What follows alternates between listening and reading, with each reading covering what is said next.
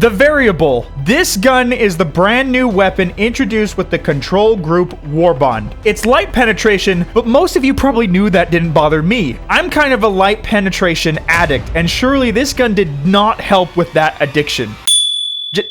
Just ignore that, please. Nor did it stop it from being one of the most overpowered primaries in the entire game, capable of dispatching a ridiculous amount of Liberty's enemies in swift succession. It's a great weapon, sure, but I'm not here to talk about its effectiveness, despite how much I want to marry this thing. I'm here to talk about one feature this gun has, and this gun only: the variable total jump. Now, you're probably wondering why I decided to make an entire video just about this one feature alone. As you probably knew, pointing at the ground with the variable in total mode will ragdoll you, which causes you to launch or fly up as if you were wearing the jump pack. This is somewhat shown in the trailer for the Warbond, but Arrowhead didn't reveal all of its capabilities. That's because they're sneaky and they like to shadow drop things. So I and 3 other players did a series of tests for hours with this specific weapon, trying to find the best way to absolutely yeet yourself and discover cool tricks you can do. For the series of tests, we brought the jump pack, hover pack, and the one true flag. The flag was used to keep track of distance and, of course, to look democratically beautiful. One flag or person would stay at the launch zone, and the 3 others would try different combinations to launch themselves as far as we possibly could. We did try to use the Hellbomb backpack, but as you know, when something goes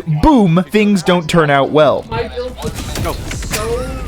Now, the first test was pretty easy. Simply point at the ground and shoot. If you shoot at an angle, it will change how high up you go and how far you go. If you get the angle right, you can jump over walls, climb up obstacles, and even evade democracy's enemies. But get it wrong, and you will hit the ground harder than my grandma falling down a flight of stairs. Clearly, this isn't the most effective jump. It's more like a small hop. So if you want to improve distance, dive backwards, then shoot. If you want to show off, dive forward and shoot at your feet. If you want to simply stop moving and ragdoll yourself, dive forward and shoot forward. It will stop your dive and actually send you somewhat backwards, confusing not only your fellow Helldivers, but the enemy too. Ever dived off a cliff and went, oh shit, that's tall, and instantly wanted to change your mind? Well, with the variable, you can, though the Ministry of Science is not liable for any death or injury for any attempts of jumping off a tall rock. We found in our testing that diving and shooting backwards had a similar horizontal movement to the jump pack. So we all had the idea, what if we tried combining the variable jump with the jump pack and the hover pack?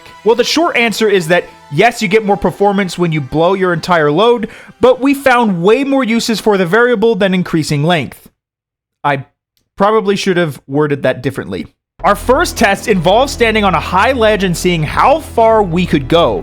Being high up, however, made collecting data way more challenging because we had to do math, which I don't know about any of you guys, but Helldivers can't read, let alone do math. So we decided to do all of our main testing on a flat map. Now, we decided to test the hover pack first. We tested sprinting first to see if it had an effect on distance. Spoiler alert, it doesn't. Once we started to drop, we would shoot our shot and gain some extra meters. To be honest, this technique really only gave us a few extra meters, but the hover pack does travel the farthest distance. What this is really good for is stopping yourself mid-flight. As you know, there isn't a put me down button on the hover pack. So instead, you can use the variable to swiftly put yourself down. Just shoot to fall. Just don't blame me when all of your limbs break. Now, for our second test, we decided to take the jump pack for a joyride. Our findings concluded that sprinting with the jump pack, turning around 180 degrees, and shooting at an angle towards the ground maximizes your ragdoll launch. Some of us called this the... Hold on, let me read this first.